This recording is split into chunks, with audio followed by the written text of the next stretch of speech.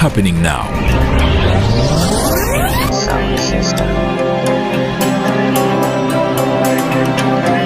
Tutaataganya mu mpeereza yaffe okukutuusaako ebyakagwawo.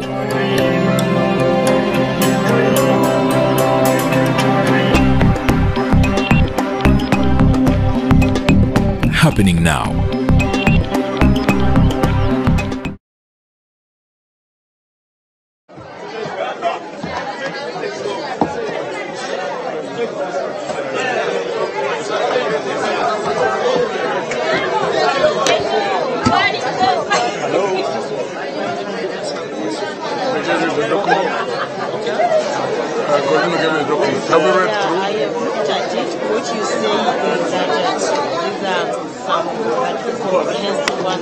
Can help you with the microphone. So after you present it, then you present that before the question time.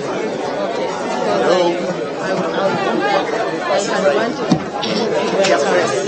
Okay. Hello. Then after that, Hello. Ladies and gentlemen, let me take this opportunity to welcome you all to this rather historic moment in the politics of our country. I'd request you to take your seats. All of you, we have devised this area for the press people so that we have some order, then we begin the press conference.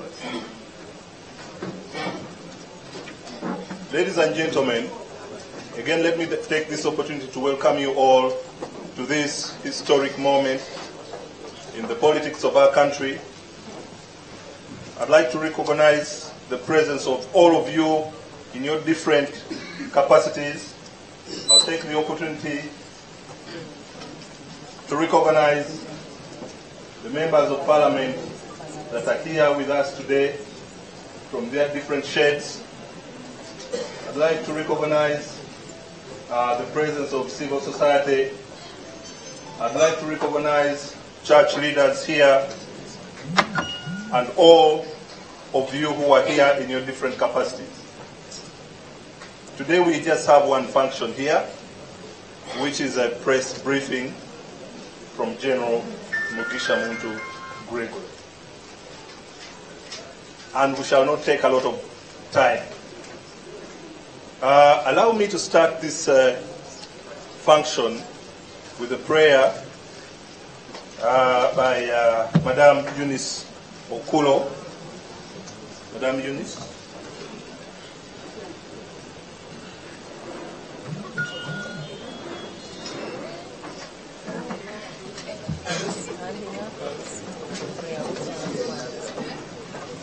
I think let's stand up for prayer.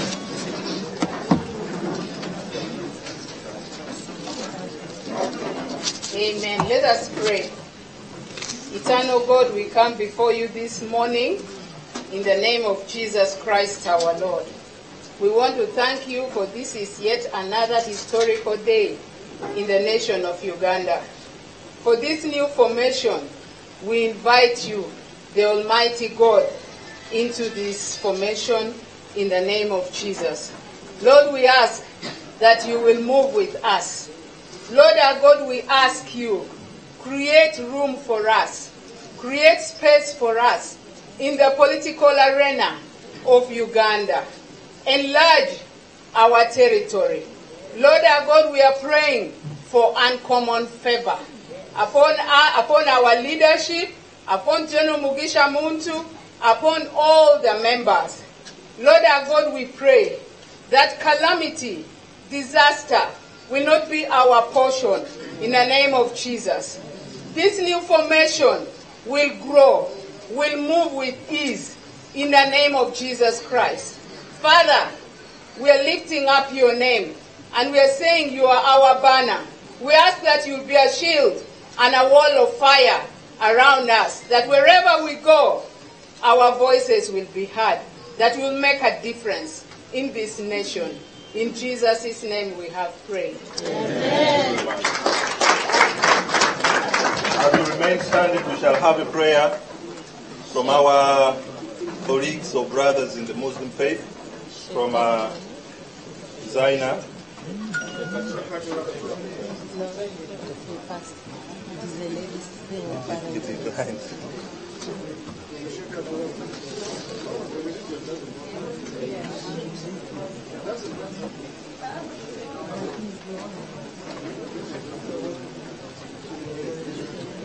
Bismillahirrahmanirrahim. Alhamdulillah Rabbil Alamin. Ar-Rahmanirrahim. Maliki Yawmiddin. Iyyaka na'budu wa iyyaka nasta'in. Ihdina siratal mustaqim. Siratal ladzina an'amta 'alaihim ghayril maghdubi 'alaihim waladdallin. Thank you very much. Still, as remains standard, we shall have national anthem. Let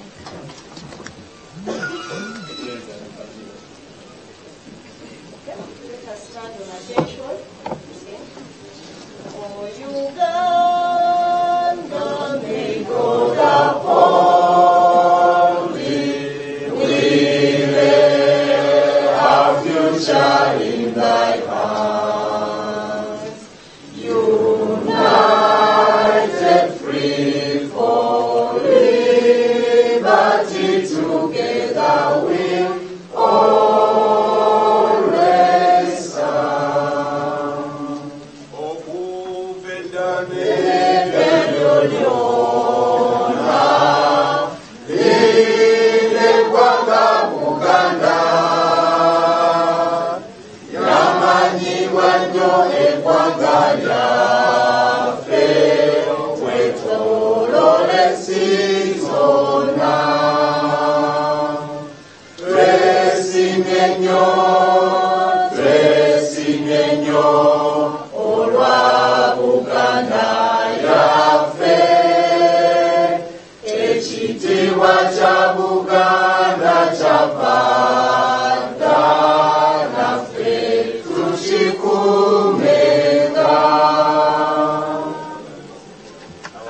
Thank you very much.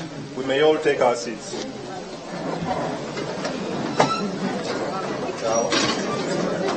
Our program today, our agenda today is going to be brief. We shall have the convener of this meeting to welcome members here, and the convener of this meeting shall welcome General Mugisha Muntu to address us, and thereafter we shall have a short session of questions. That's how our program is going to be. Without wasting a lot of our time, I am going to request our convener, the Honorable Madame Alisa Lasso, to come and give her welcoming remarks. Thank you very much. Thank you very much, Master, of this particular ceremony. Distinguished political leaders, who include leaders of political parties, members of parliament, and other leaders in the political arena, district delegations present at this meeting, members of civil society and diplomatic community, invited guests, ladies and gentlemen. First and foremost, I want to warmly welcome all of you to this meeting. This press briefing is a very unique one. But given the short notice that we gave you, you have honored us with your presence, and we really want to appreciate you. The members of civil society and the members of parliament that are here, you have come here as guests and friends. And I want that to be very clear to whoever is in this room. You've not been part of this organization. You are very, very welcome. Because it shows us that you take the politics in this country very seriously, and you want to understand where it is going, so that as you legislate with us in mind. I want to recognize the fact that the host of districts is represented here. I had planned that I would take you in order, but when we reached the 80-something district delegation, then I decided, knowing the press, that they would become uncomfortable. But for your information, there are delegations here. From Agago to Kasese to Buvuma to everywhere. Let me ask the district chairpersons on where we were coming from that are here. Stand up for recognition. If you know your district chairperson. And there are districts.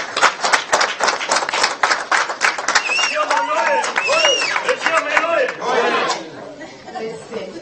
There are also districts that are represented by general secretaries and secretaries for mobilization.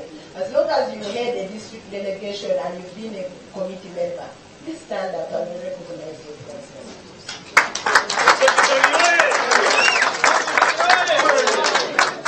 So we are all here.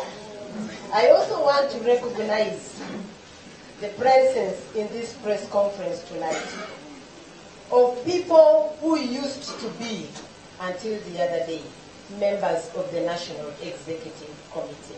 Will you stand up for recognition?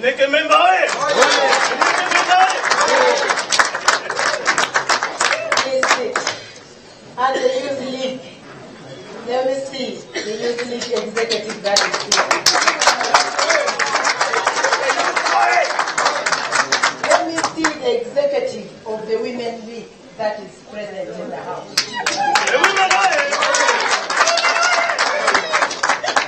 Thank you all for coming and for your participation. My remarks will be very brief because General will be the one to address this conference. I just want to say two things.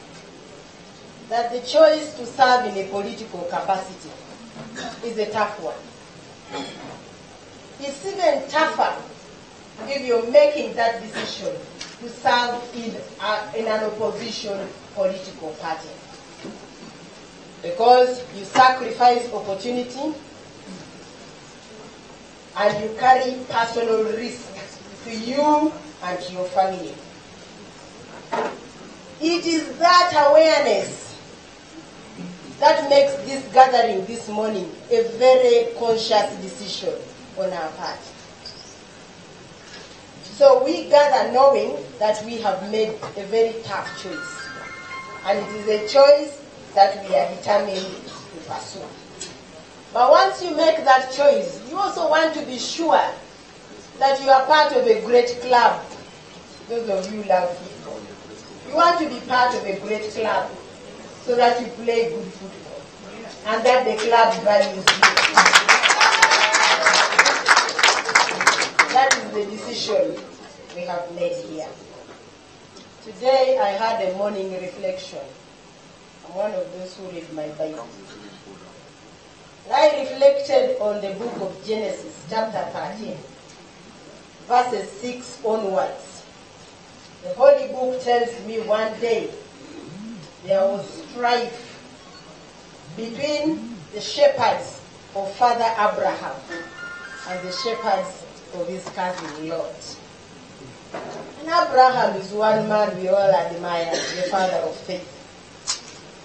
And he decided that instead of having the shepherds continue to fight day in, day out, he told Lot, let's part company. And they parted. Lot went his way, Father Abraham went his way. And I was hoping that those are lessons for us to learn. Lastly, doing what we do, the Bible talks about the sons of Issachar. Those who read the Bible, they say they understood the seasons. I am hoping that this group here, with which we come into this press conference, understand the political seasons in Uganda. And that's why we've invited you to listen to us. Please join me to welcome General Muntu to address this question.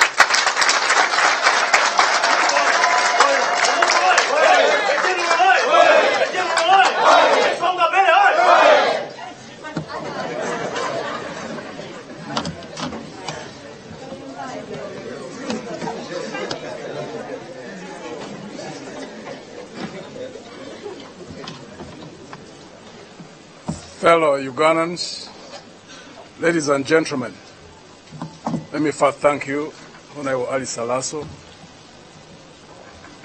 and the colleagues who've been on this team for arranging this press briefing. Let me take this opportunity also to thank the colleagues from all over the country who've managed to make it at such short notice. We're really very grateful that you've been able to make it. I'd like to take this opportunity as well to thank the members of Parliament for honoring the invitation that was sent to you by Honorable Alice Alaso, the convener, to come as guests.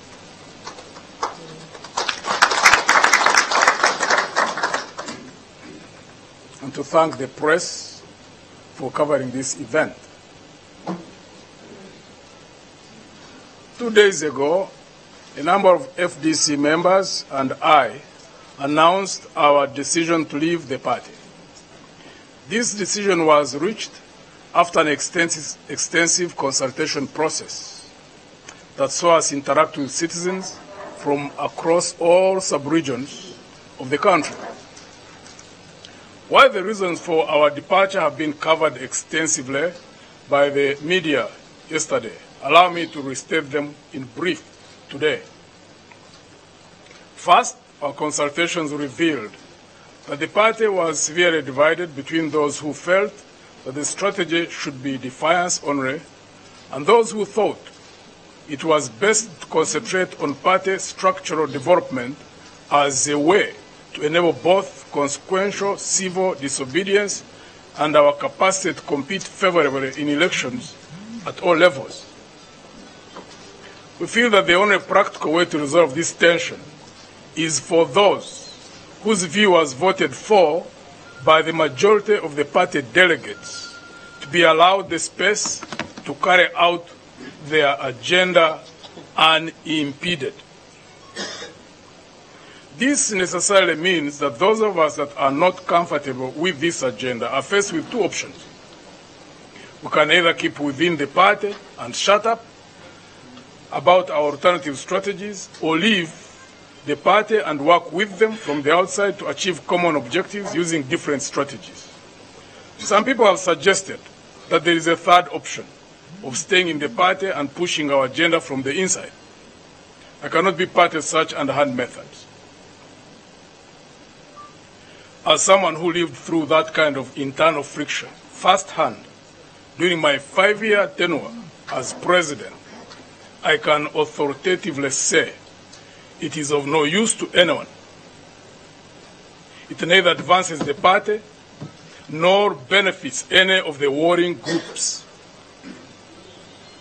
All it does is distract the entire opposition into spending our energy on internal power struggles that only benefit those in government. Lastly, our analysis of the political environment reveals the existence of a vacuum that current political forces ought to reach into, but are not yet. We are moving into this political arena with a desire to tap into this space to further buttress the democratic struggle in Uganda. Therefore, our departure is in good faith. We believe that this action is mutually beneficial to both the FDC and those of us leaving. In fact, if handled well, this could be the beginning of greater cooperation within the opposition. Instead of fighting each other over strategy, our departure will allow the current party leadership to pursue its agenda unencumbered, while we also pursue the same objectives in ways we feel better reflect our values. At the end of the day, we are all working towards the same goal. Moving forward, we would like to do the following. 1, to ensure that our departure is as smooth as possible. Both during our consultations and consequent meetings with the FDC party leadership, we have reiterated our desire to part ways amicably. While the issues that instigated our departure are real, our commitment to a united opposition is even more real. We have communicated to the party leadership the possibility of setting up a joint team to keep dialogue open, and will continue to try as much as possible to ensure that there is an open door policy between us and the FDC. 2, institute a new formation. Over the next few weeks, we are going to embark on a participatory process of defining what this new formation stands for ideologically, our core values, and our policy positions on various issues. We shall do this through public engagement, engaging sector experts and ordinary Ugandans in defining the kind of new formation we would all want. We recognize that since independence, party formation has mostly been about reacting to something or someone. We have had political parties formed along faith lines, ethnic lines, and even individuals. This new formation is one of the rare instances where a political party is formed as a result of the combination of nationwide consultations, deep ideological reflection, and clear policy positions. Our hope is that we will build an inclusive, forward-looking, and ideologically defined party. Ugandans are hungry for change. It is time to start defining and being that change. 3, mobilization of the people. We have always believed in building grassroots networks as a critical prerequisite for effective political mobilization. Today, we would like to start building towards that by calling upon all like-thinking Ugandans to join us. We have developed an online portal, www.newformation.ug, specifically for the purpose of connecting with you. To join us, please visit it and leave us your contact details as well as your preferred area of contribution to the party. We'll use this information to contact you about opportunities to be a part of the new formation. The volunteers that sign up via the portal will be the critical link we need to reach those who may not be able to register or access the internet. We will, of course, offer other channels through which we can have engagement, and also the consultative processes that we will put in place. We hope to launch the new formation before 25th of December 2018.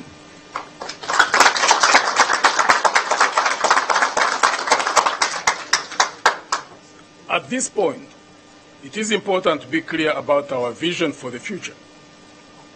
We believe that no single party acting on its own can rescue our country from the dangerous path we currently tread. We seek neither to undermine other opposition parties nor engage in mudslinging. Uganda, as it currently stands, can easily plunge into anarchy. People have lost trust in the state. Our health and education sectors are in chaos. There is rising insecurity, inequality, and injustice. The political space in the country is shrinking by the day, and so is the patience of most Ugandans. For us to de-escalate the mounting tensions, we must be willing to reach out beyond our parties, communities, and faith. We must be willing to recognize that one Uganda, one people cannot be achieved without truth and justice, that peace, unity, and transformation cannot happen without people's power being our power, that when all is said and done, the border rider has as much claim to this country as the richest businessman.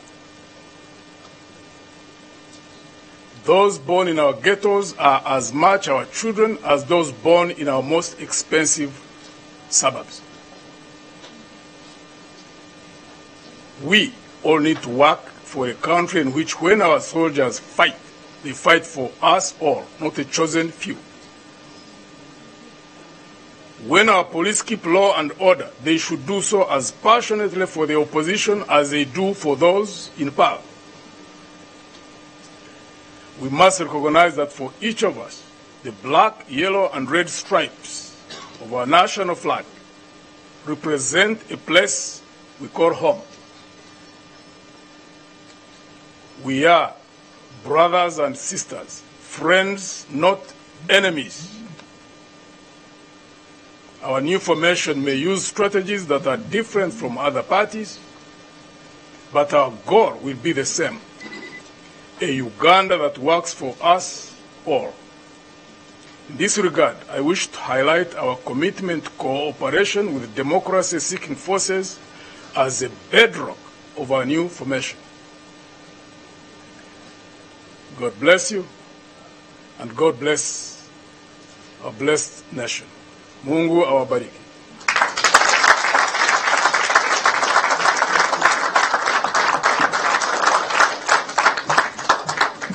She's going to come.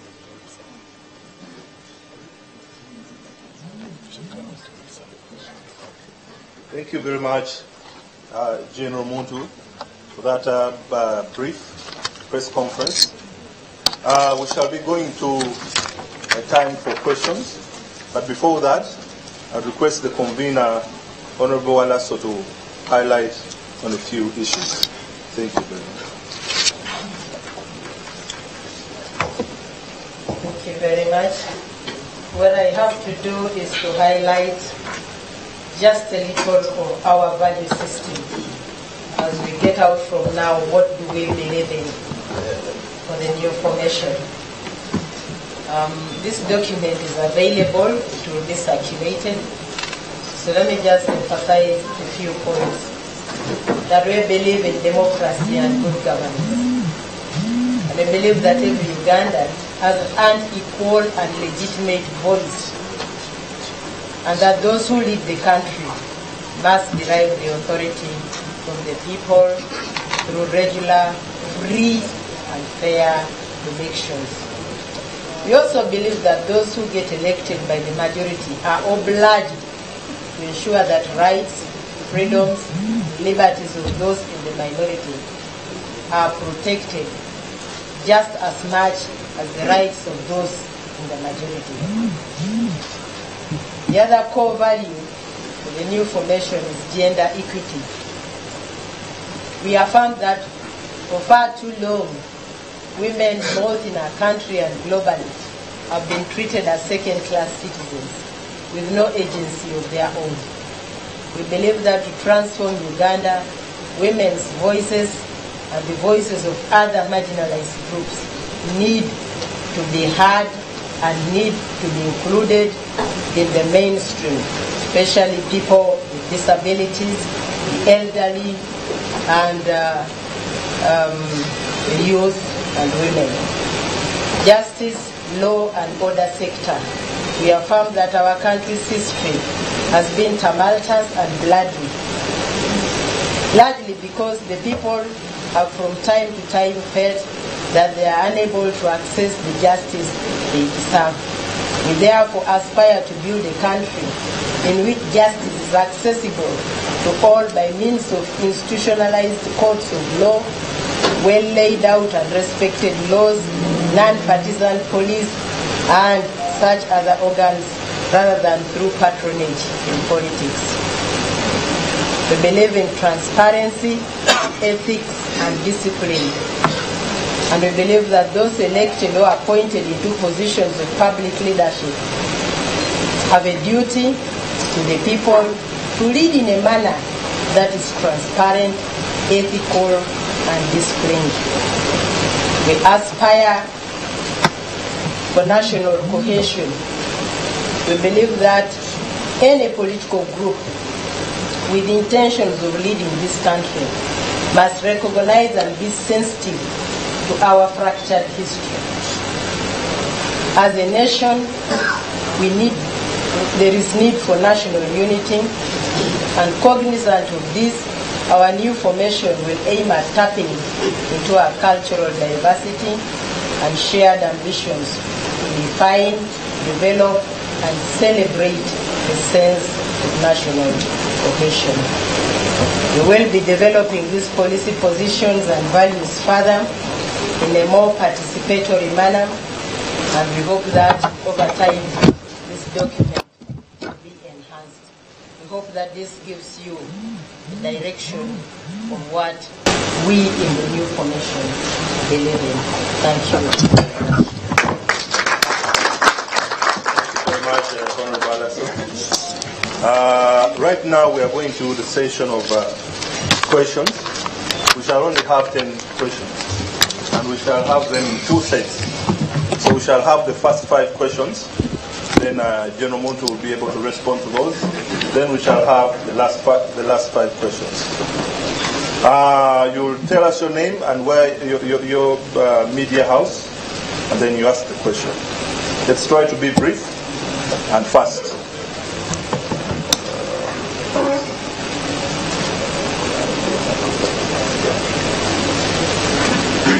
Yeah, I think I'll be random. There's a gentleman in red over there.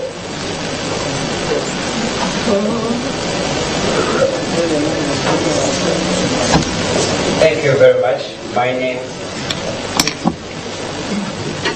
is Ramson Highway. I work with Top TV. I have 2 questions for General Mugisha Muntu. When you make a statement of one Uganda, one people cannot be achieved without truth and justice. That's the statement that is being used by FDC, the party that you are leading. Are you trying to say that there is no truth and justice in FDC? 2, you have been in FDC since 2004. That is correct.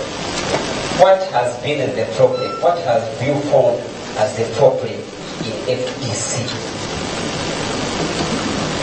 Thank you very much. Let me have the gentleman in.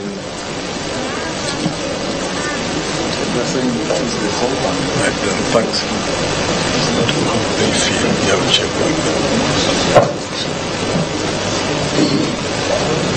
Thank you, General Muntu, for this press conference. My name is Isai Tembo Kaumbo from Daily Monitor. My question is,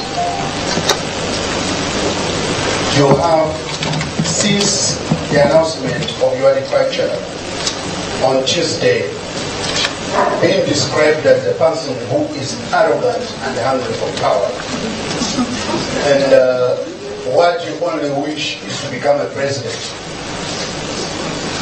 Would that simple thing to become a president be the reason you quit a party where there is competition and a democratic process of identifying a party flag bearer?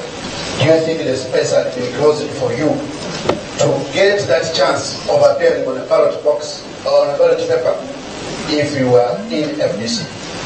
Secondly, people say you have been in a mall. This is something that has been said ever since you joined the FDC. I want to ask you whether indeed you have finished your mission of being a mall.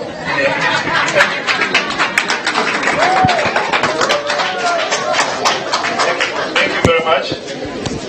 I'll choose the people who are going to ask questions. So the next is going to be the gentleman in the grey suit. Thank you. My name is Kenneth Lukwaga. I work with Radio 1, Radio 2. General Muntu, according to the views that we are hearing from the other side,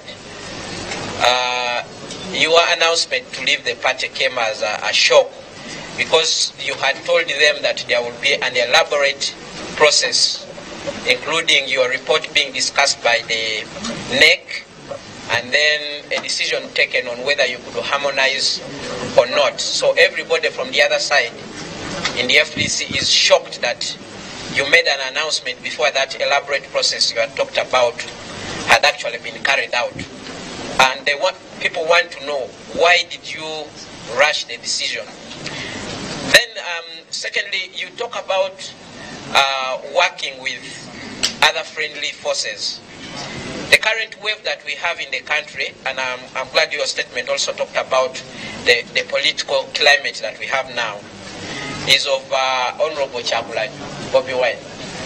And some people have said if you team up with him,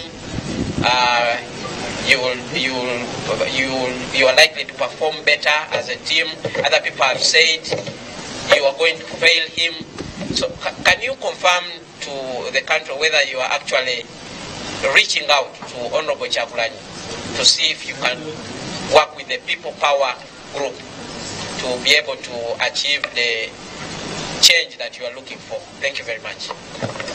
Thank you very much. I think I'll have to pick a lady now. There's a lady in green. Thank you so much. My name is Adit Namubiru. I work with ABC, and my question goes to Mugisha Muntu. Mugisha Muntu, all along we've been emphasizing grassroots support, and I remember very well, sometime back you were the secretary for mobilization in FDC. And my question is, what made you fail to canvass support in your capacity, and what is the way forward in this case as you're looking ahead to take on governance? Thank you.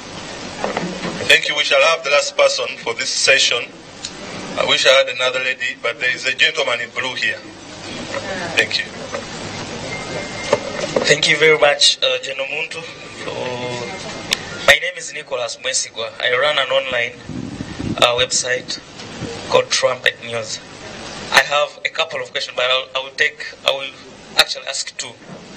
Mugisha Muntu, you actually, a section of members of the FDC are accusing you of failing in your 5-year term as president to canvass support through grassroots mobilization, to look for money in everything. So I want you to list for me at least 5 achievements you made while president of FDC. Secondly, there are rumors actually peddled by top officials of the FDC and including Chiza Besigye that after 2016 elections, you secretly met President Museveni. What was this meeting all about? And if it so happened, why would you go ahead to contest for actually seeking a re-election? Were you looking for a power-sharing deal with the NRM? If I could ask the third one, last one, please describe for me your relationship with Dr. Chiza Besigye from the day you met him up to the time you said, let me leave the party. Okay, thank you. Thank you very much. Our press people, thank you very much. As we agreed that we shall have the first 5 questions, the session is over. We are going to give General Muntu the opportunity to respond to those questions. Then after that, we'll have the next 5 questions, and that will be all. So ladies and gentlemen, let's give General Muntu the time to respond to those questions. Thank you very much.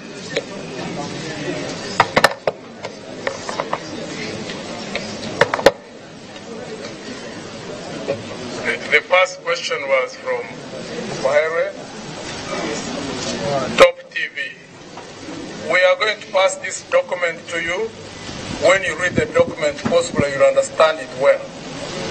Because what I talked about, one Uganda, one people, that you can't achieve that unless you also work with truth and justice. One Uganda, one people is a slogan for FDC. Truth and justice is a slogan for DP. Basically, I'm saying all parties need to work together. It is not that I'm saying that there is no truth and justice in where? In FDC.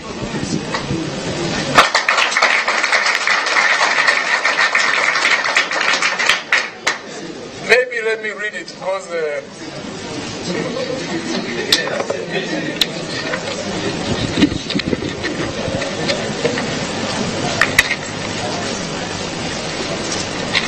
must be willing to recognize that one Uganda, one people.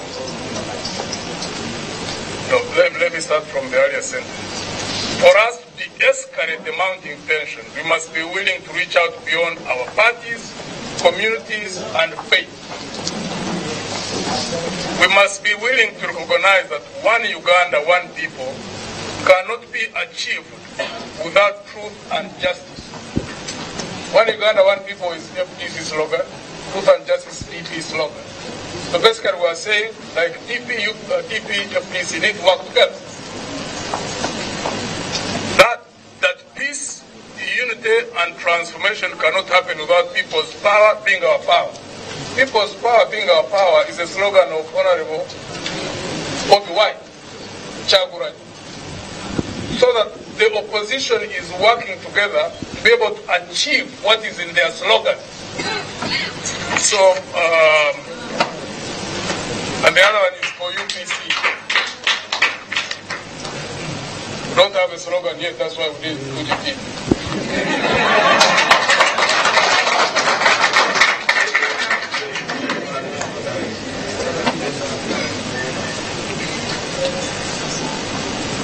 Since 2004, what has been the problem in FDC? We have failed to reconcile two different strategies. That's the main problem. I hear that people who are going searching for other reasons. Other reasons are secondary as far as I'm concerned. Every document I've been engaged in working with other colleagues to produce. The engagements I've had with the party leaders is all focused on the differences in strategy, which we have failed to reconcile. Now I'm going ahead to tell colleagues, even when we were in the meeting the other day with the party president, Honorable Bobi, I was saying that, look, Honorable Bobi, the war or the fighting is not going on because you are the party president. I have said before, I am going to keep saying it. Even if I had won in 2017, and if I was the party president now, the fighting would still be on. I can guarantee you that. So it's not about Honorable Bobi. I went through it for 5 years. Unfortunately, by the time I handed over power, I had not succeeded in resolving those contradictions. My hope is that the colleagues in FTC recognize this. I also told Honorable Bobi this. He has an opportunity now, which I never had. I have asked Honorable Bobi and the colleagues that he's going to be working with. If you study the political environment right now that we're operating in, FDC has an opportunity to rebrand. And I informed him, and this is my honest opinion, that he is not going to succeed in rebranding FDC if we are to remain in FDC, because I know for sure the war would continue even until 2021. He has an opportunity now to rebrand, because the people whom he's going to be with believe in one strategy.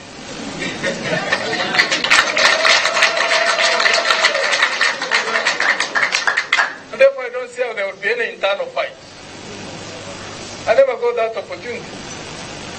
We had two strategies. We failed to reconcile it. And we fought each other to a state of paralysis. But they could not move. We became a destabilizing factor in the whole opposition. I've been telling colleagues, even in the larger opposition, even the attempts we are now making to ensure that we work at a higher level to create a larger formation within which the opposition works.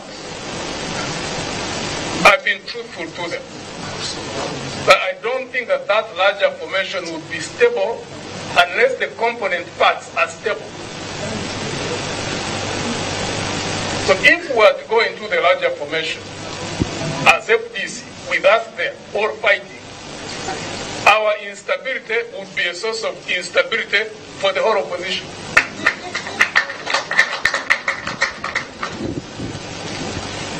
Let's put aside emotion and look at things through deep analysis. It's scientific.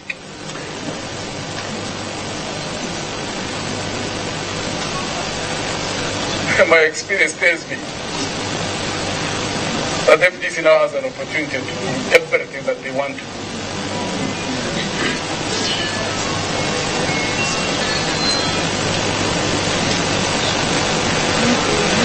Tembo, Dere Munta, been described as someone arrogant and hungry for power, wanting to be a president. I think there are two components in that. I can't judge myself. I don't know whether I am arrogant.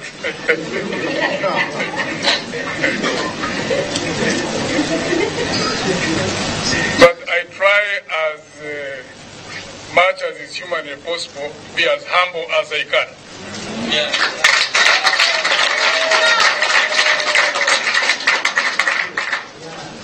As for being hungry for power, I've lost 3 times.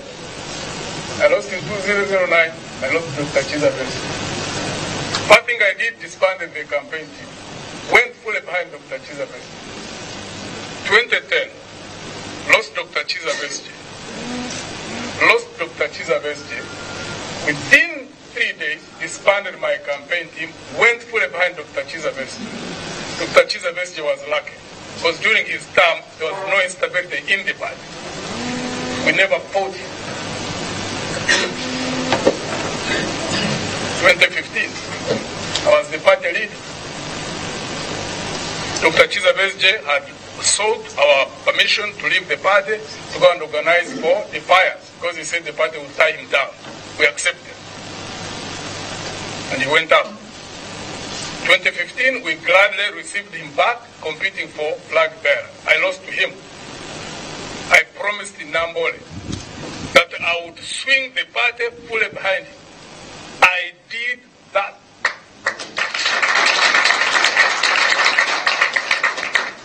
Went around this whole country campaigning for Dr. Chizabes as our flag bearer. You that is being hungry for power.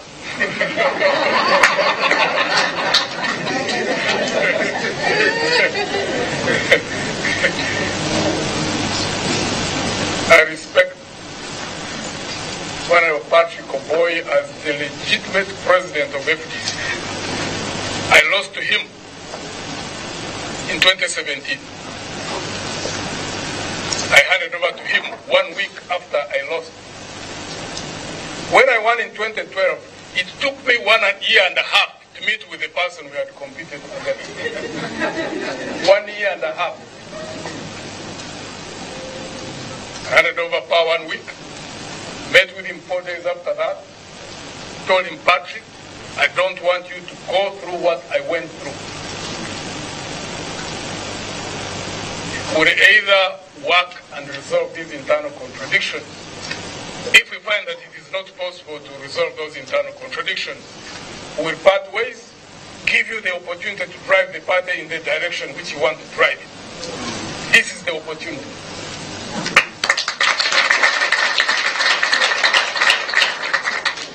The colleagues who are in FDC need to be fair to us. If they can have a retreat, calm down, they say they are shocked, let them come down from the shock. Because they are leaders. They are leaders, we are all leaders. Leaders can't afford to be shocked, because you are leading. So they need to sit down and do so such as we will be doing. Because we are in the same environment, political environment. I believe we will either consciously have to work together or be forced by circumstances to work together. Time is the best judge.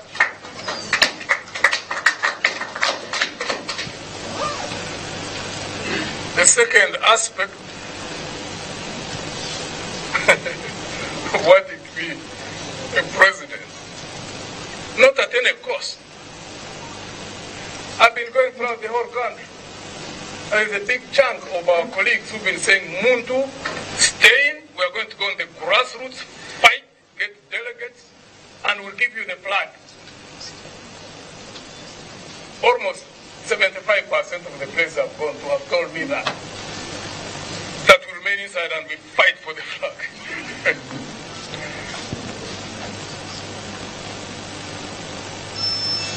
I kept telling them the same answer, that they are putting the cart before the horse. And I also kept telling them that unless I just want a flag for psychological satisfaction or to put it on my CV that I once held a flag.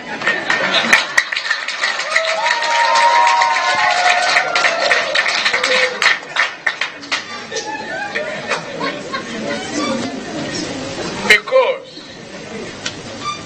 if we are to remain in FDC and keep fighting as we have been,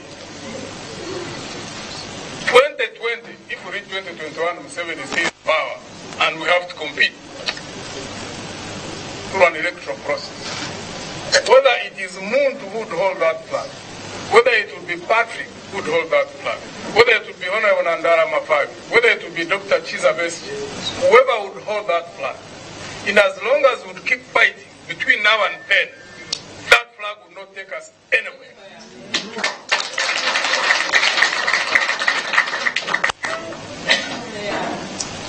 So they need to concentrate on what they have now. We have given FDC an opportunity. And I don't think they have an excuse. If they don't build stability in that party, rebrand if it requires rebranding, do all things humanly possible to achieve the objectives set. I can guarantee you that we will work with them where they want us to work with them.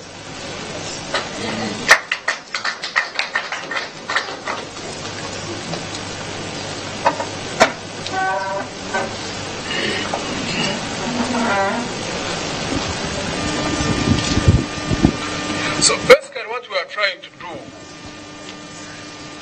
when a party doesn't have internal stability, it can't concentrate on doing the things that it needs to do.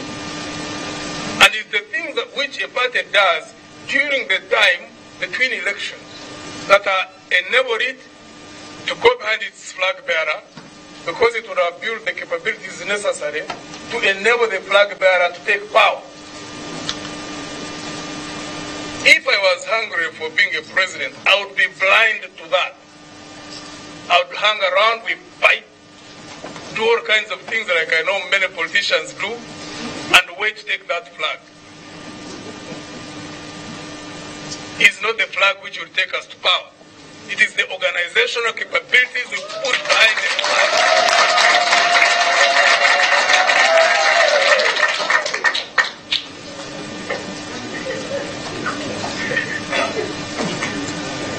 That you are immoral.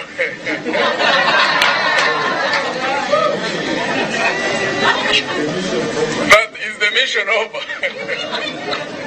If I was immoral, I would stay there to destabilize FDC. I give them an opportunity to build their capabilities without any internal interference. I don't know whether people who say these things are even serious. They just need to follow a track record. I have done everything humanly possible to ensure that when this party was in internal turmoil, I completely refused to be drawn into wars, internal wars. I was walked all over, I was abused, I was undermined, but I kept on looking at the unity of the party. Proud!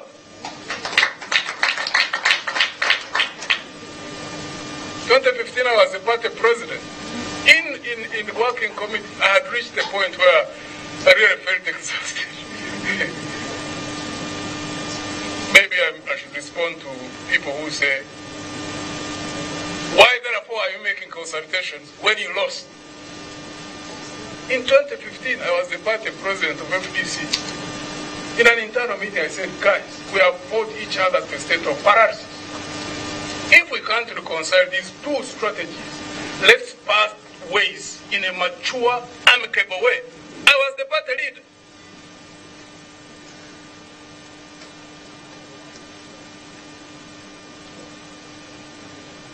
But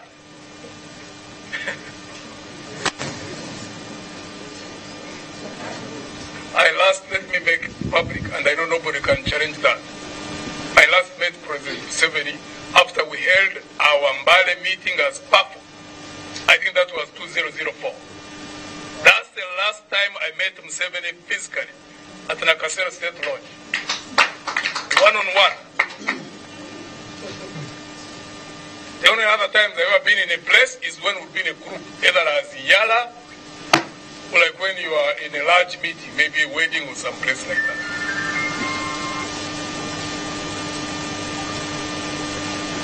Integrity is one of the most central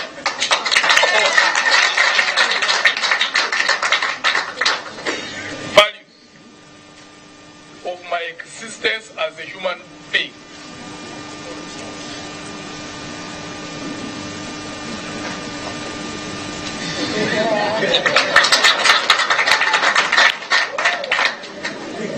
When we agree, I tell you so. When we disagree, I also tell you so. When there are errors I've committed, I admit those errors. There is nothing in my life that I have focused on more time than the building of character.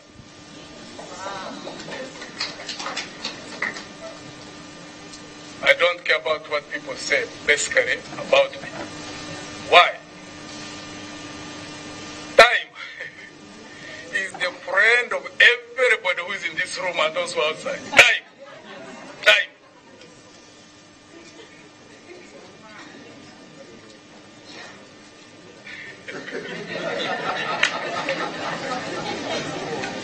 If it is the will of God, there is going to be a time when people will be shocked when they know who the moles are.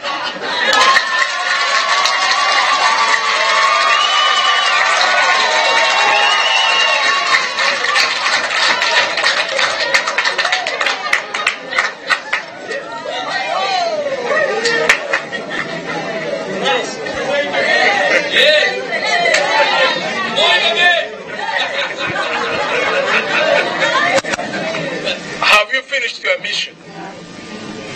If I was on a mission, there are two things I would have done. One, remain in FDC and ensure that it does not gain stability. Two, move out in such a way that it is totally ruptured. I have almost, even now, I'm going to continue. I keep on reaching out to the FDC leaders. Because when politics, not for anything else, at least some of us, we recognize that there are 40 million people out there.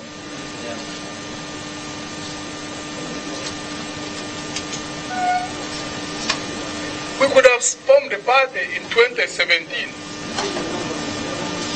after Nambole. You know, there was a lot of...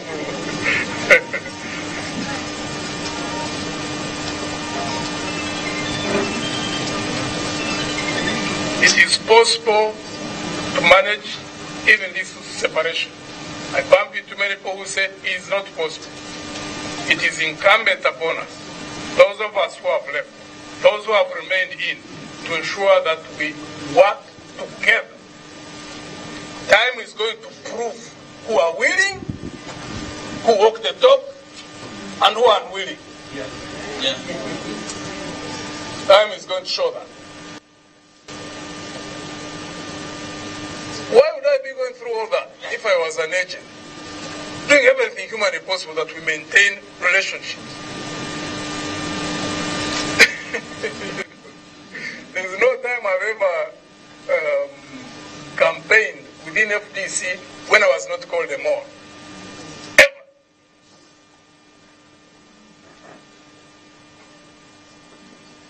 But I was also called a Moor when I went to the bush.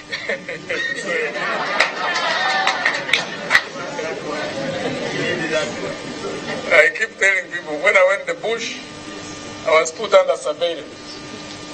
Because the commanders there who knew me, I came to learn this, by the way, after we had even captured power. I didn't know when I was still there. The commanders who knew me, who knew my history, who knew my father, put me under surveillance. They said, there's no way Muntu son can come here to fight Bobi. They put me under surveillance for a period until they recognized that, no, this young man is genuine in what he was doing.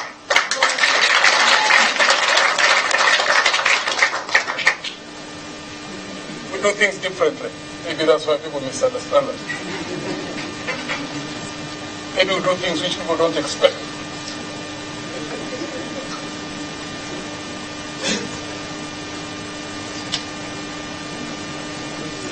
Fargo Radio 2. Announcement came as a shock. I'm sorry about that. When you are in politics, you must keep reading the ground. You must do analysis. And I never made it a secret. I kept on saying we did analysis and came out with the 3 options. At the end of the consultative process, we also got to pick another 4th option. One was reconcile and move together as a unit. That was the best case scenario. 2, continue inside the party and keep fighting. We knew that would maintain this instability. 3, the one which we picked later, we never discussed it when we were on the consultation process. One group remains in this case ourselves, but you become passive. And when you are passive, you cannot become a cause of conflict. The 4th one, the failure of the first one, and deciding not to take the 2nd and 3rd, then you separate. Hopefully in a mature, amicable way, and then you work together at the level of taking power at the national level and managing power better. I kept on saying this power, discussing them with the colleagues we met all over the country, even when we meet with the team of colleagues from FDC. So we said we will have choose one. The report which I gave the colleagues in FDC, we said the 2 are out of the question. So we can either work for the first or the last. And we had sat, we had made analysis, and we had kept on saying, once we finish consultations, we, who have been more or less on the side of parties' development, sat with the analysis and we said, you know what, where we are at, the situation we notice is very, very difficult to reconcile the 2 strategies. That was at the back of our mind. And we knew that the reconciliation within would be very, very difficult. And we have informed the parties so.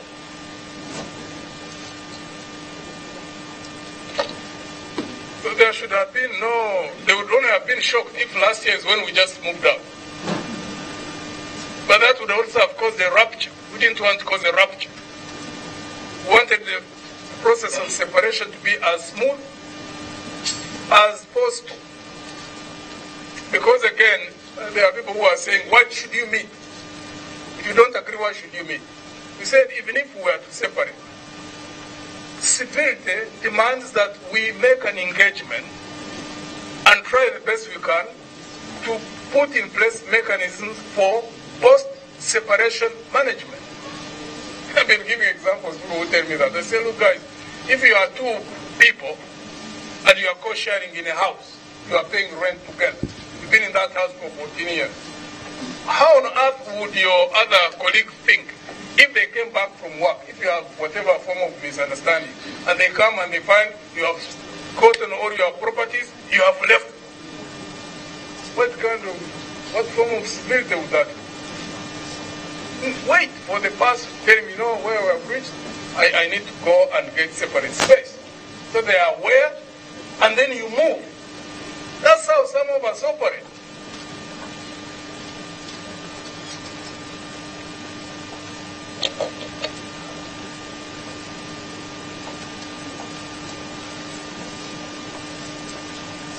Working with other political forces.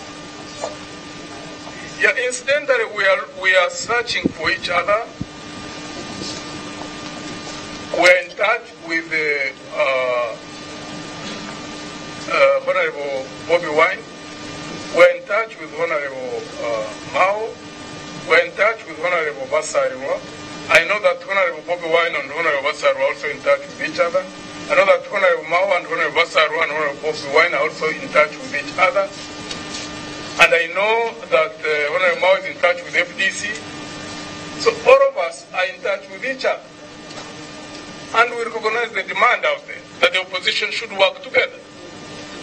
So my hope, and I have told all the colleagues whom we've been in touch with,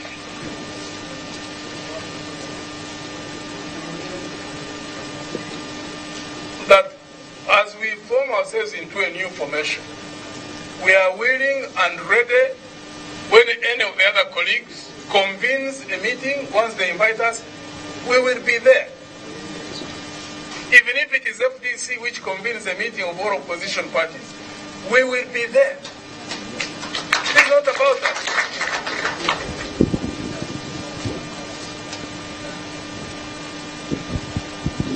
Of course, we're also reaching out to the progressive leaders within the movement.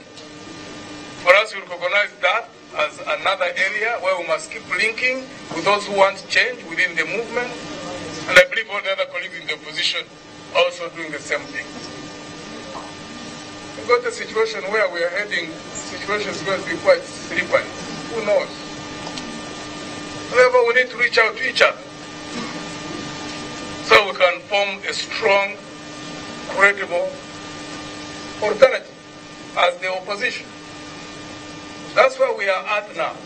Even as we build a new formation, we are building a new formation with a commitment to subjecting it to a larger formation. I have had the opportunity to brief the leaders. All the leaders that I've mentioned, I have briefed them about that. What we are doing, what our intentions are. And I have no worry about that, because I know it's a time judges. And time is going to prove who we are, what we stand for. So we believe in cooperation, and we will cooperate in a genuine, honest, transparent way.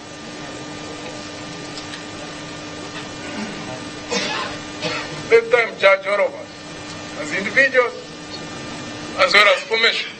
Because there's nothing you can hide. As the Bible says, nothing is hidden that will not be revealed. That talks about all of us, not only Muntu. Even those who are saying whatever they say, we are all subject to that saying.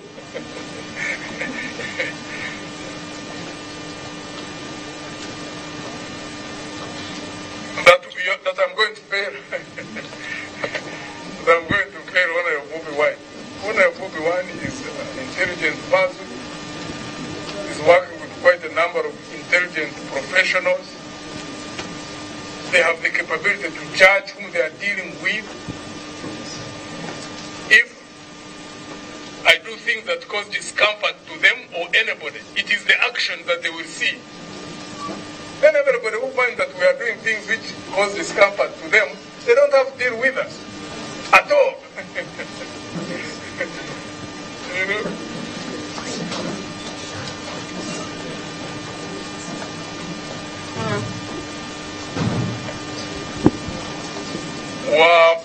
Namubiru, that our Secretary for Mobilization, what made you fail to mobilize?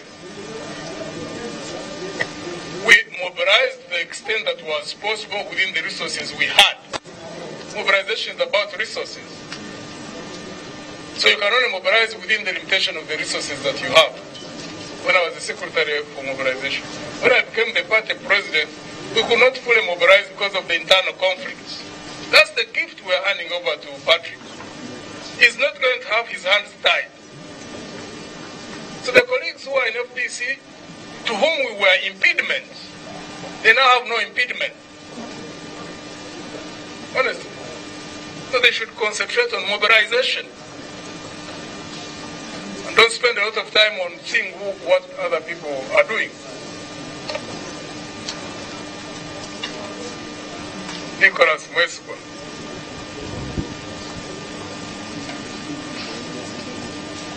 That I should list 5 achievements. First, I've moved out of FDC.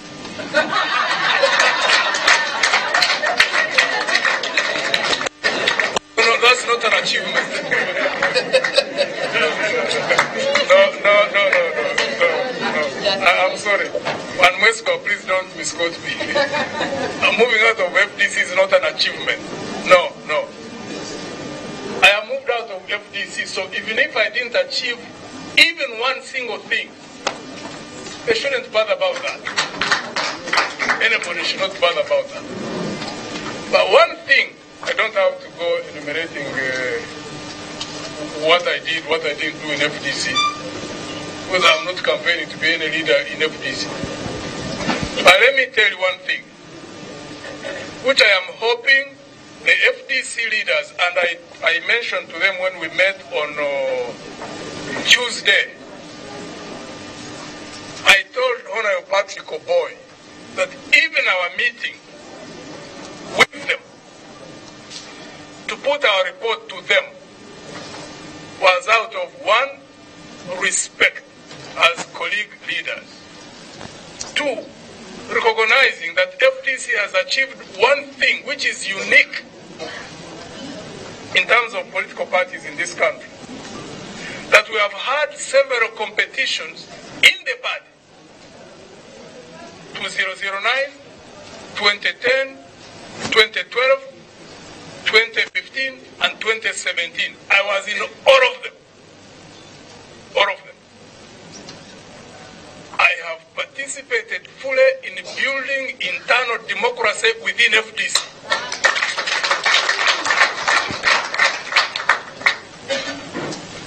And if the FDC leadership recognize that as a key thing, it's powerful. If they're able to market themselves around that. Two, if they're able to sustain it internally, because we have to wait for another 1 or 2 elections and know whether they're able to sustain it or not. But the moment they sustain it, it is something that differentiates FDC as a party. I recognize that. I don't know whether they recognize it. I don't have to go through other achievements. That alone should make anybody who's in FDC, then as we were there, now as those who remain there, to feel proud about that. I have participated in building that pride.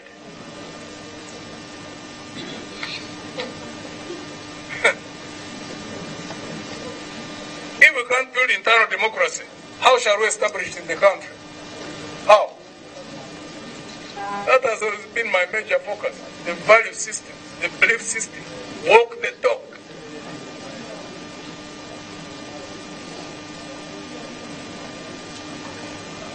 And that I secretly met with Museveni.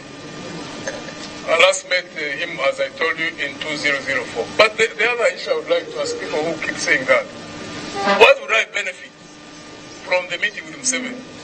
Money? When I was the commander of the army, if it was wealth that drives me, I would have amassed wealth. I found there were no systems of accountability in NRMN and UPDF. I went 5th Division. There were no accounting systems. They would bring sacks of money into the division commander's house. First time they brought a sack, I said, where are you going with the money? They said, this is the practice. I said, this is not my money. Take it to the office, let it be accounted for. Whatever comes in, whatever goes out. Those in the army who know my history when I was in the army started building internal systems of accountability. Power. I was in a vantage position within the movement. I could have remained there. I am someone who, by God's grace, is gifted with discipline. I could have kept there, maneuvering to take over power from there, because you could see that there wouldn't be as much risk as going to the opposition. I just moved 2004. When we started the FDC. 2009, President Museveni, when he shifted me from command, gave me a ministry, which I declined. Humbly wrote him, said, sir, thank you for giving me opportunity to lead the army for this period. But as for the ministerial position, sir, I'm not taking it up. And I moved.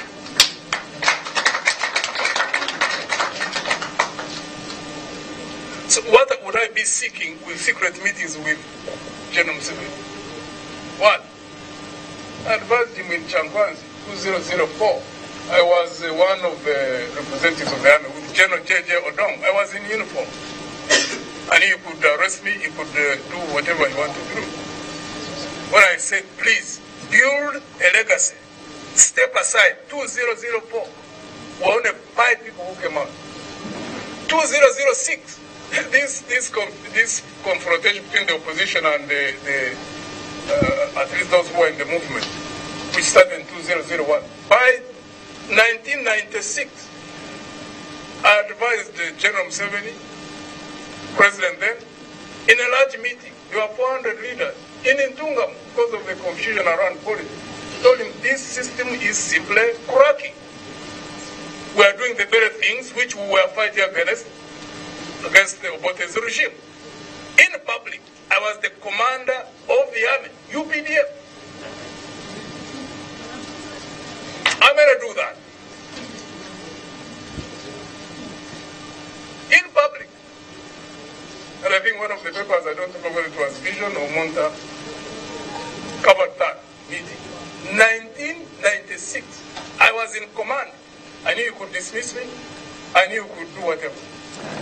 You don't start telling the commander-in-chief in public when you are the commander. You're talking about jobs. So what would I benefit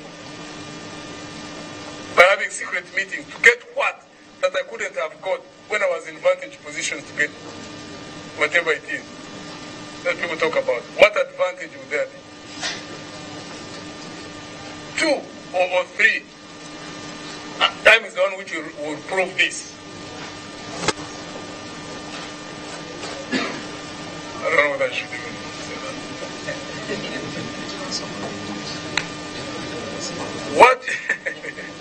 What is your, that we're looking for a power sharing deal.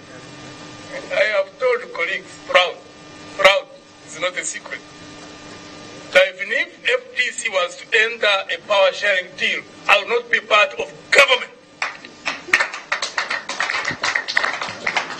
Because we have engaged in a number of consultations between the opposition and NRM. Even if we had struck a deal, party to party, institution to institution, I would not have been part of that.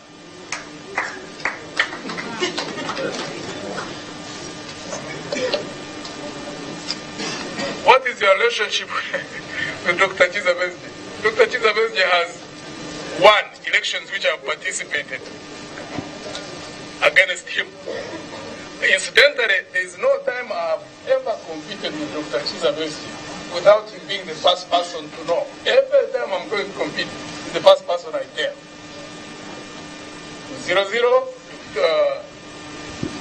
2009, 2010, I would go to him before anybody else knew and say, we're going to compete.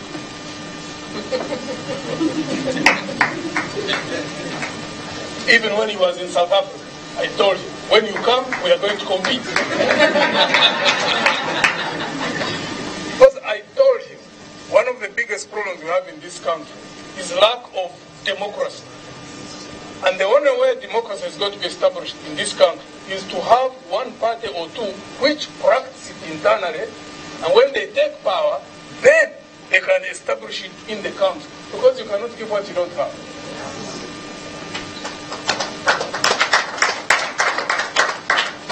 So I knew that the leaders at the top need to know that. And I'm glad the participation that I've had at the top immunized everybody. Now in the FTC, everybody knows you compete for any position. You cannot say, no, I'm not going to allow this. No.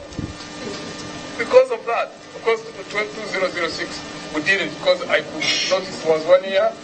We had just started the party 1 year, and I could recognize that about 80% of the leaders in FTC were not psychologically prepared for that kind of thing.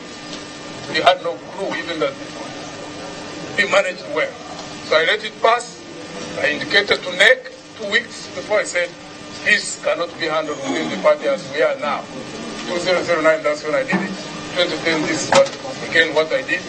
And I believe it's now a culture within the party FTC. So the leaders in FTC really should do everything humanly possible to sustain that and improve it further and further. So I informed Dr. Chizabesdi before I compete. We compete in a civil way. All the people I have competed with, including when Nathan was competing, even when Honorable was competing, because I know we are building a culture. I keep saying we must build a new political culture. where competition is seen to be healthy.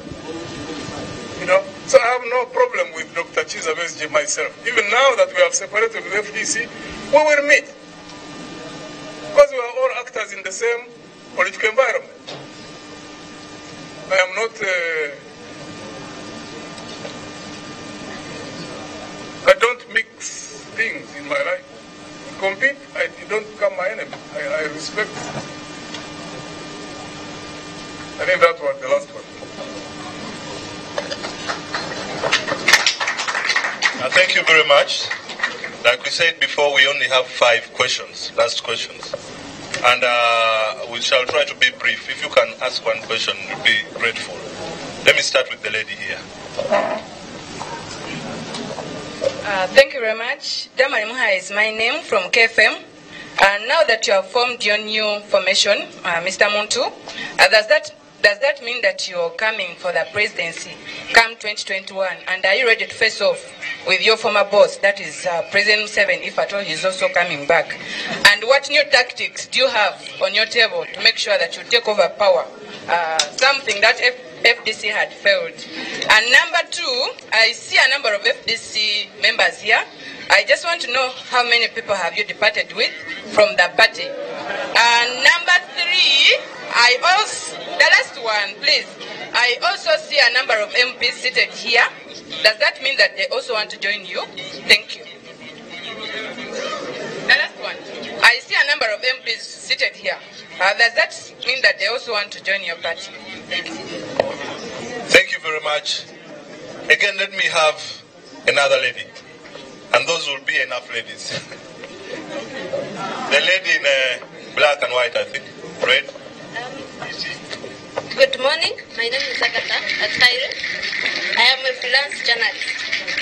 My question to General Muntu, there are actually 2. I seek your indulgence. The first one is he talked about political space.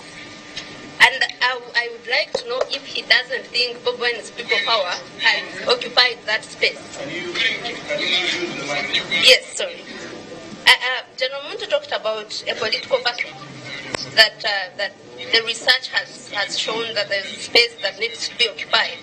I am asking, hasn't Bobi Wine's people power occupied that space? And relatedly, the issues that are affecting the current parties, issues of resources that you rightly alluded to, issues of state machinery, how do you think you will overcome them in this new formation? The second question is about, the last question.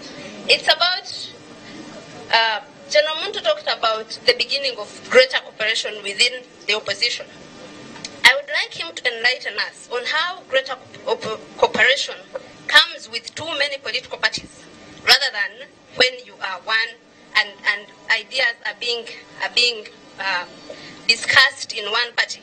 Because as it is, it might be that the new formation is going to fight more with the FDC and the other parties than to struggle and fight against the dictatorship that this regime is. Thank you.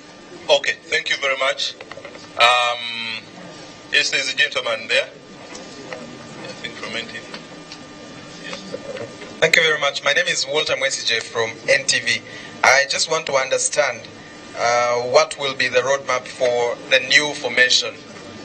Thank you. Thank you. That was brief. That was good. Let me have the gentleman here.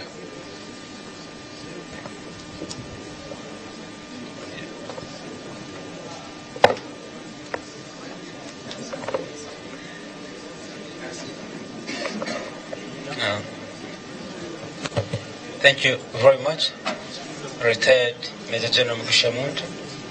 My name is Andrew Rumba Katusabe. I work with an online newspaper called The Spy Uganda, but I'm also the president for Online Independent Journalists Association. My name is Andrew Rumba. I work with an online newspaper called The Spy Uganda, and I'm also the president for the Independent Online Journalists Association, the online media houses that subscribe within our organization. I have 2 questions. One, Mr. General, as Honorable Balaso was beginning to welcome the people here, she actually asked some delegates from across the country, and they stood. And I realized that those are actually members of FDC. Doesn't it ring in your mind, General Muntu, that actually these people have been mobilized using the structures of FDC across the country, using the resources of FDC, using the networks of FDC to actually mobilize the people that you are coming with? So if they say you have been a negative force within the party, don't you think they have a point? Number two, Mugisha Muntu, you are now making almost the 21st political party in Uganda. There are about 20 political parties in Uganda. Even we have the oldest party, DP, has been in opposition for the last 60 years. UPC and so on, mention them. What new ideas, Mugisha Muntu, are you bringing on the table that those 20 political parties have not actually tried? Thank you. Okay, thank you. We have only 2 people left. We can be mindful of our time. So I request the gentleman right here. And I'll choose the last one to be the gentleman in the checkered shirt. Okay. Thank you. My name is Abakalua. I work with the Monitor. General Muntu, what makes you different from President Museveni? Because when President Museveni lost an election, he went to the bush. And what we are seeing right now, when you lost an election, it's as if you are in the bush because you've parted ways with your party. So what makes you different from him? Because if people trust you with power, or if you hold the flag, come 2021, what will happen if you lose? Thank you. The last one is going to be, and that will be the end of the question.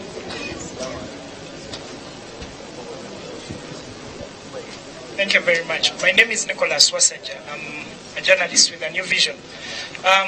General Muntu, you rightly so say that the problem of tendencies, there have been 2 tendencies in the FDC right from 2004. And yes, pundits have put it so.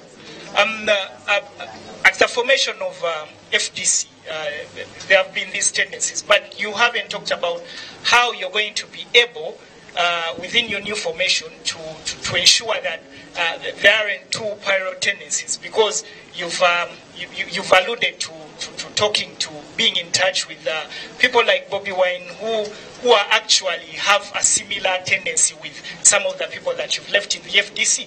And then maybe finally,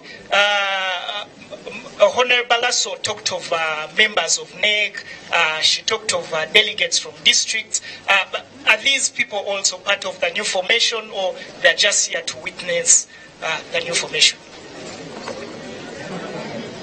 Okay, thank you. Thank you very much. Those are the last questions from the press people, but have been requested to allow only 2 people, one from BBC and another one from Bukede. So the person from BBC.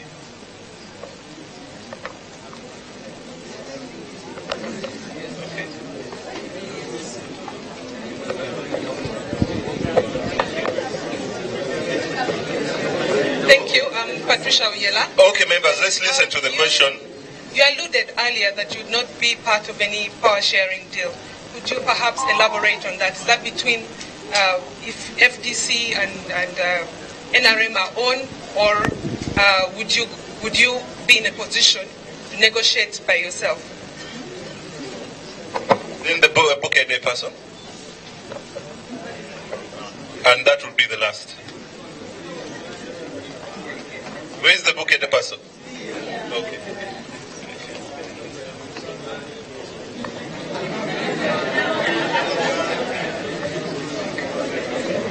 Thank you. My name is Edward Muhumuza. Can we have some silence, please? One of my questions was, I think she asked about it. I want to know why you wouldn't take part in that power sharing agreement. Okay. And the second one is the mentality within the party you're leaving seems to be that you got to be radical to be in opposition, and you seem to be to make now politics inclusive. Do you think it's how long do you think it's going to take you to make Ugandans believe you? Okay, thank you very much, our friends from the press and the media houses. That is the end of the questions. So we shall give General Muntu the opportunity to answer these questions. Thank you very much.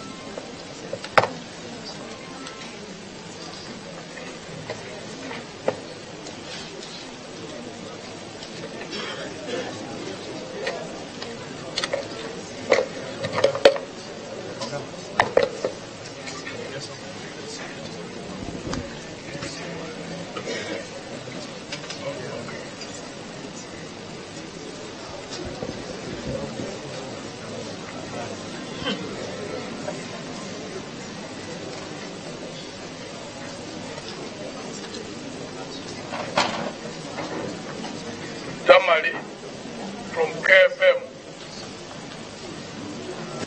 will you become the flag bearer?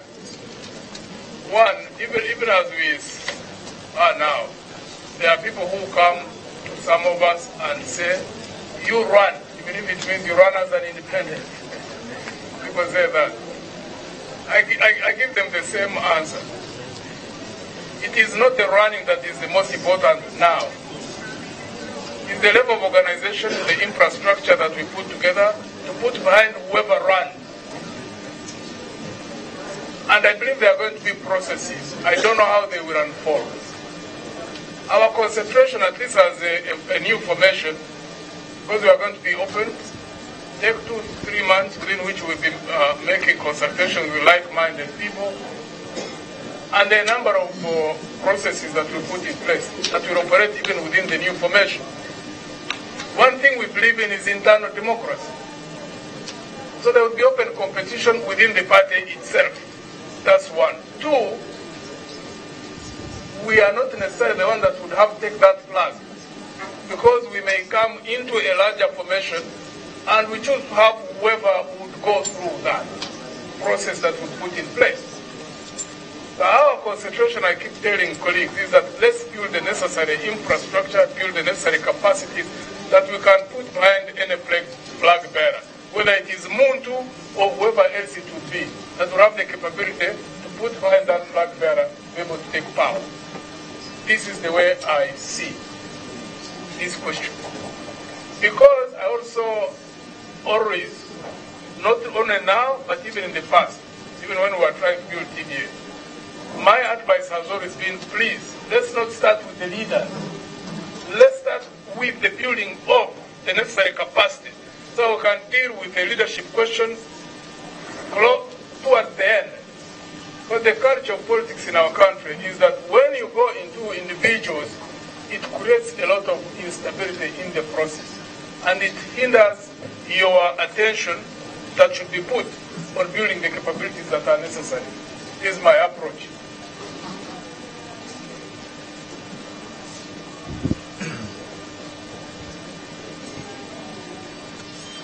The road, how many people have departed? At this point, I don't know. Also, too, I don't think we should go into numbers. Because whatever numbers they are, they'll be whatever they are. Yes. I really don't think we should focus on that. We'll need to focus, in my own estimation, if we get to whatever numbers, whatever percentage it will be, we will be forming a new formation, but we'd also like to manage a very delicate process of separation so we keep working with FDC in the larger stroke. So we don't want to focus on things which are going to build more tension, because we are in a very emotive situation. Because if whatever number they are, eventually we will know the numbers ourselves internally. But we're not going to make it a public thing as if there is competition between us and FDC. It's about building and ensuring that we maintain a relationship where there can be constructive engagement between ourselves and FDC. But I know there are a significant number of leaders who believe we share the same ideological leanings, we agree on the same strategy. Well, the MPs who were invited by the convener, and they were across party lines. So we knew that no MP can join us now. Or for any MP to join us now would be committing political suicide. I mean, there is a law of the land. All MPs now in Parliament, either as good as FDC or other opposition parties or independents or NRM. So there is none who can really cross from one to another. The law does not allow that. So we thank them for coming as guests.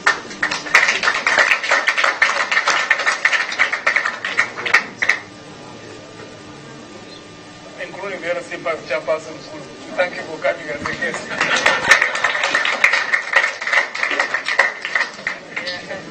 We also thank Honorable Nandesha because he's in the movement, but he has come as a guest. We also thank Honorable Mbatekama who has come, is the movement, but is the guest. Thank Honorable Karanga who is an independent, but also as a guest. Even independents cannot cross. We thank Honorable Simon Oyed, thank Honorable Paul Mwiru, thank Honorable Rico Habat, Honorable Osege.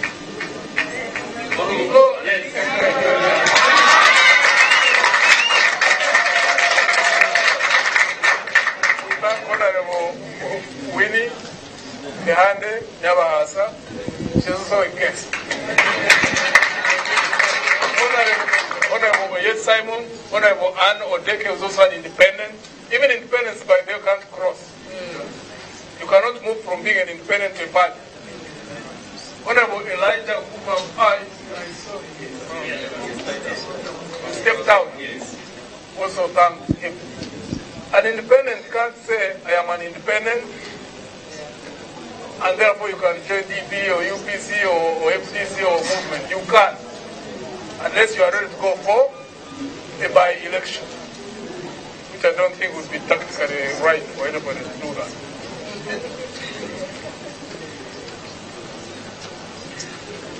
Agatha political space, people power is occupying that space, and we are comfortable with that. As a country, we recognize we are not out to compete with the colleagues who are in the opposition. No, we are out to start a new formation that works with the other opposition formation to put our strength together to remove a dictatorship.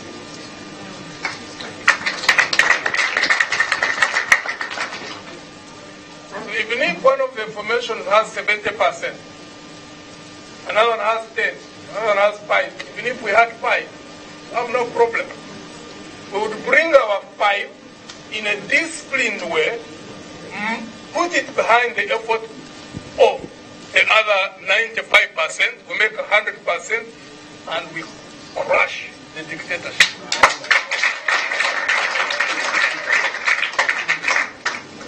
That's our method. That's how we operate. I was a party leader of FDC for 5 years. As FDC, we did everything humanly possible. When we put the opposition, we worked with the opposition leaders, we worked with civil society, and put together what eventually became PDA. We didn't throw around our weight as the largest opposition party. We didn't. We subjected the party to the larger formation. And we succeeded for 3 years. Unfortunately, we broke down at the end. That was unfortunate. But the leaders we dealt with, I think, would recognize our method, our style.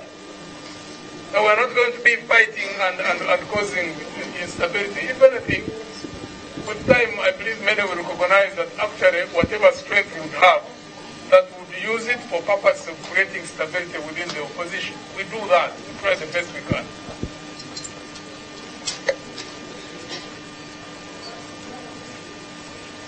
State machinery. Well, state machinery is not going to cease being hostile.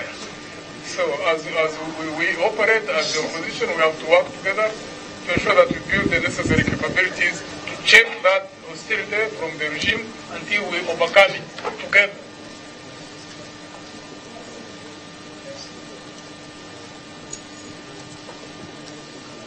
Greater cooperation, too many political parties.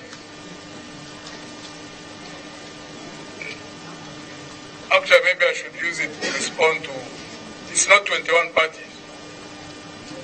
I think there are about 34 registered parties.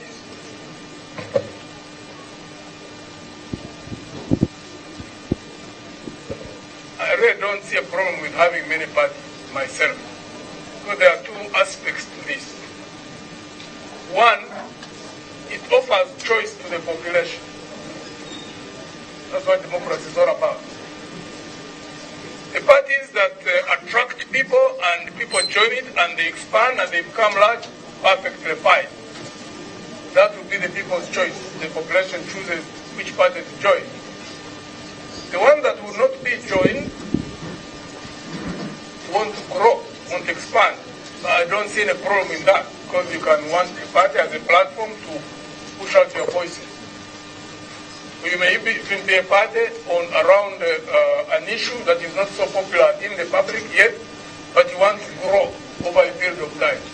So I don't think we should be worried about the number of parties. At the end of the day, what determines the growth of a party is whether it's able to attract people into it, leaders into it, and also the management capabilities of the leaders of that party.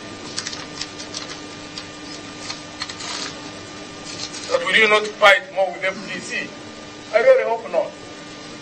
And I believe the part thing we'll do, even as we build the new formation, is to engage internally amongst ourselves, the leaders at the national level, at the district level, at the constituency level, to make a difference, to ensure that we walk the high road, and to refuse to be sucked into the temptation to walk the low road, like many politicians do. We wouldn't want to be sucked into cat fights. We've been fighting when we've been inside. I don't think we should continue when we are outside. And let me ask the colleagues who are here, those who have determined to start the beginning of a new formation, please, we must differentiate ourselves.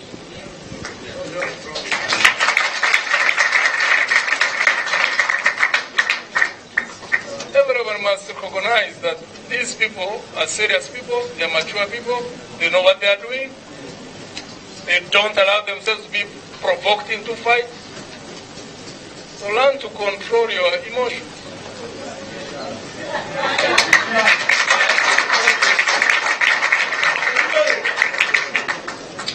We must build ourselves into a disciplined political force.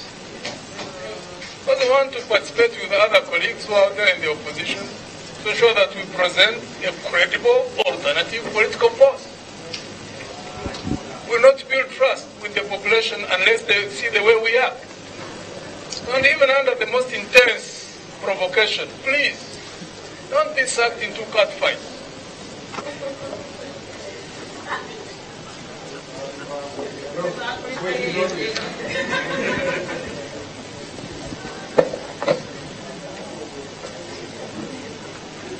Walter Mwesige, roadmap of the new formation, as we've already announced.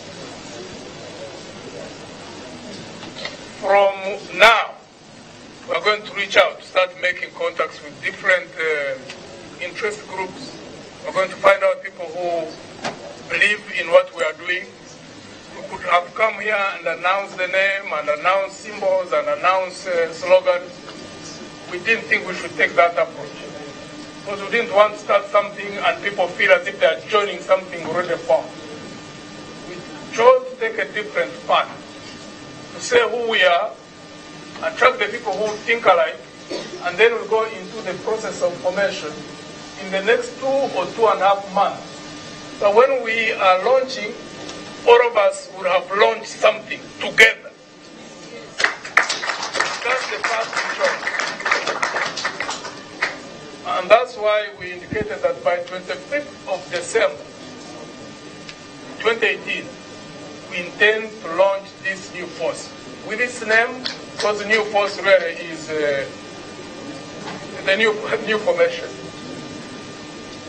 We are going to operate that while we're in the process of getting a name, getting colors, getting symbols, and all that, and doing registration for the process, working on policy options, working on values and objectives. That one we work on between now and 25th of December, and we'll be announcing the more detailed processes at a later point beyond.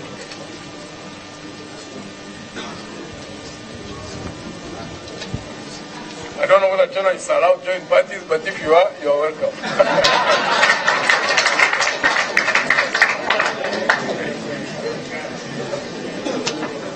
Andrew Irumba, members of FDC that have been a negative force in the party. As you notice, there's nobody below 18 here. They are citizens, they have free choice. They can go wherever they want to go. Two, whatever resources have been in FDC, they are part of the contributions of resources in FDC. None of the leaders here is being coerced, none has been manipulated. So anybody who is willing to join will join. The ones who remain will remain. And I really can look in the cameras and tell the colleagues who remain in FDC that we will work with you. We are allies. We don't see you as our enemies. Those who see us as enemies, we will not fight back. And we will prove this through actions, not words. Not words. Not words. Through action. And time will make its own judgment. Yeah. 21 parties, what new ideas have you on the table? Once we are through this process, we will launch. We will identify who we are, what we want to do, what we represent. And then the population will choose whether to come, whether not to come. That's democracy.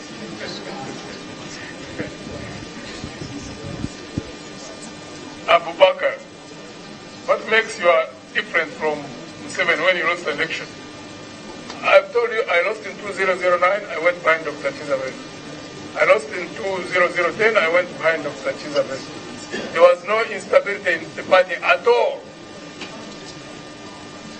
Responding to someone, actually the instability didn't start in 2004. No. The instability in the party started in 2012 when I became the party president. Dr. Vesje was lucky because he led in a state of calm. Because we would recognize when he would win, we would go behind him. I was never that lucky. Because even in 2015, when he won, I swung the party behind him. I recognize, I don't know how many times I should say this. If you keep asking me every day, I can say this over and over until you get tired. Honorable Patrick Oboy is the legitimate party president of FDC.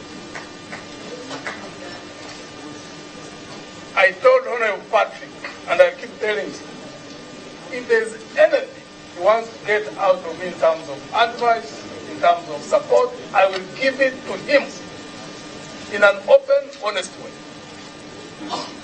2 days ago when we met, because the colleagues in FDC said they can discuss any other option other than separation, I told them we have to consciously discuss mechanisms of post-separation so we keep working together consciously. Or we wait for that situation to be forced upon us. My choice, our choice, is that we do it in a conscious way. If we were bitter losers, we would be raising dust all over.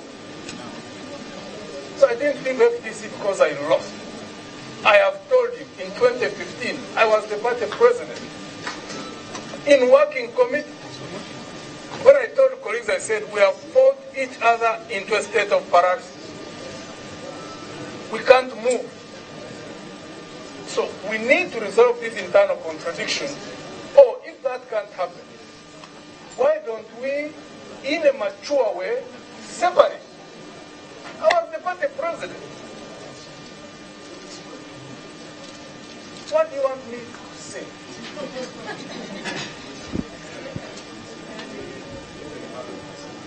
Yes, I told you I did not leave. I'm not leaving FDC because I lost. No, because of the internal fight. Two, I have never in my life feared what people think. Why?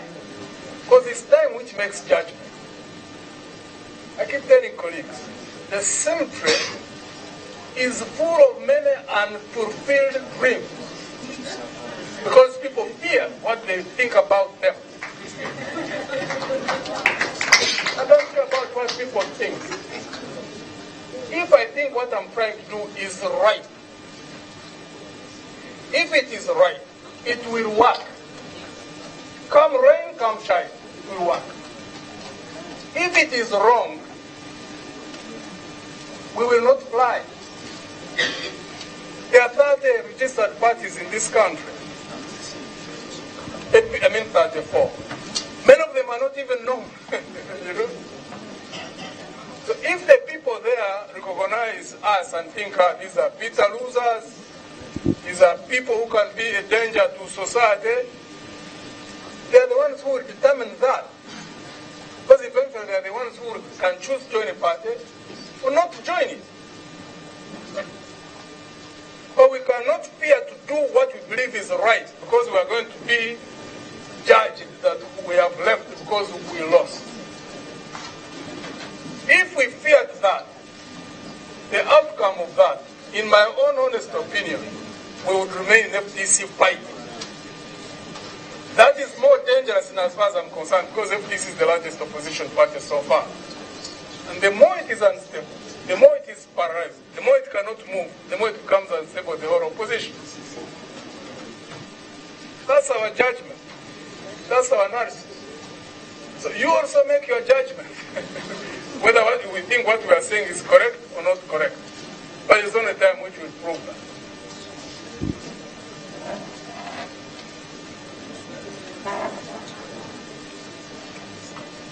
And also believe in building institutions and systems because we don't want any country or any society to depend on the goodwill of any individual. That's why we believe in building institutions. So that anybody who is in power is checked effectively by institutions. That's our belief.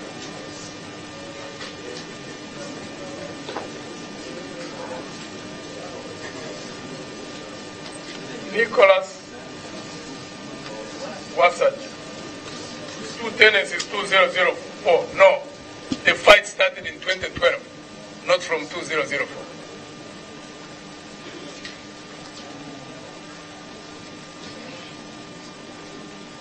And then he says, how are you going to manage them? He was asking, I think, about delegates. He says, are they part of the new formation? The delegate, the leaders, the delegates on this path, and the ones behind, largely are part of those, even behind, yeah. Many of them have made their choices, and as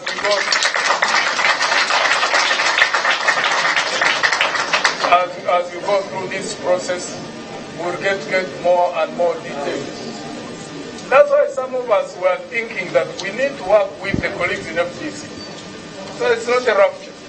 We sit down and discuss and say, you know what, we've been having leaders in this area who have been part of the party. They want to leave. And they know how to manage that. How to fill up and all that and all that. Of course, there are many other things that need to be discussed, but we are open to that. If FDC is open to that as well, we'll work with them. If they are not open to that, we will not quarrel with them. BBC, I will not be in the power sharing deal as an individual, but I wouldn't stand in the way for negotiations for anything that comes out within any negotiation. Because even when I was a party leader, we were in negotiations. We were with other political parties. We had put there 4 points. But if General Museveni and the NRM accept those 4 conditions, then we would go into discussions. And if those discussions ended up in a power sharing deal, I would not stand in the way of the institution being in the power sharing. As an individual, I wouldn't. Why? You ask the same question. Because of my experience. I have noticed that when you become part of the power sharing deal and you are not the one in power, and there is a regime whose character is of manipulation and deception, they have taken you for a ride. And by the time you are through the power sharing deal, people almost can't see the difference between you and the ones in power. And I've seen many power sharing deals on this continent. By the time you are through the term, they may not know the difference. Because you can go there, you want to check corruption, and you cannot. When you cannot, many people will collapse, even those who are on the side of opposition. They become part of the corruption. Let me tell you, that kind of situation, Muntu, as an individual, I wouldn't be in that formation.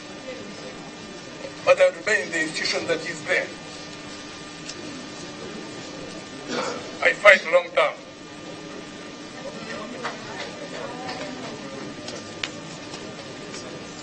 I believe in marathons, not in sprints.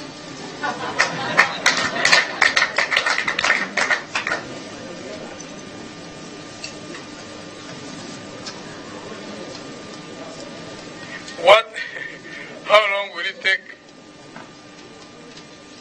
Uganda to believe the path of building organizational infrastructure, branding yourself as a party, become more and more attractive, attract resources in terms of human resources, in terms of financial resources? How long will it take for Uganda to believe in that? And civility in politics. We bump into many people, good people, people of integrity, honest people. There are more honest people in this country than the dishonest. But the majority of them say, we cannot go into politics because it is dirty. And I keep asking them, so how will it be cleaned? We'll clean it up. So we will walk the wrong road, but we'll offer an opportunity for people who believe in what we believe in. And if we are many, we will influence the culture of this country. But we're not going to take shortcuts just to get into power. In terms of, say, let's do anything to get there. And then we abandon the values we believe in, the principles we believe in. Two things are going to happen. As we struggle to get into power, we will go into power with our belief systems, not minus them. Power is not an end in itself. Power is a means to do something else. That's why in this formation, we have chosen the path that we have chosen. Because we want to market ourselves to the country for what we stand for, not what we stand against. So there's a difference. I keep been asking colleagues in FDC for quite a while, say, guys, let's brand ourselves around what we believe in, so that the country understands us on our policy positions in education, on health, on agriculture, on youth, on women, on employment, on fighting against corruption and good governance principles. But the people who relate with us because of what we stand for. And that's what we wanted to do when we launched the policy agenda in 2014. Unfortunately, we were never able to do that with branding. So the perceptions in the public, at least around us as FDC, was that this is the opposition party that can remove Museveni. We want to build a formation that is going to be identified with the values and belief systems that we stand for and the policy positions that we present. Not be seen as the party which can remove Museveni. The two are not in conflict. Because when you build capabilities around what you believe in, that same capability you can use it to remove the obstacle. In this case, the dictatorship. But if you build yourselves around an individual, like in this around General Museveni, be seen as the force which can remove Museveni. I keep asking colleagues, so if General Museveni ceases to be a factor, what happens? What happens? And there are a lot of experiences. Zimbabwe, a few months back, Mugabe was the dictator in Zimbabwe. Overnight, he ceased to be a factor in the Zimbabwe politics. So if we are identified against an individual who is human, this is a political situation. Understand it's fluid. If you are built around and you build an identity around what you are against, and suddenly it ceases to be a factor, you will face an identity crisis as an organization. We don't want to fall into that. Whether Museveni is in power or not in power, want people to know us for what we stand for as we struggle against him. And I hope people will understand really what we're about. You can wake up one day and find Museveni ceases to be a factor in the politics of the country. So if people have identified with you because of the removal of General Museveni, now it's not a factor. So why should they identify themselves with you anymore?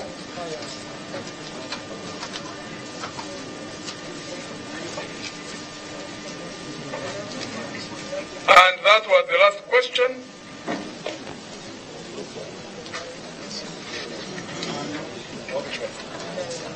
I think this was the last question from... I would like to thank you, ladies and gentlemen, colleagues. It's taken quite a while, the press conference. I'd like to thank you for your presence here.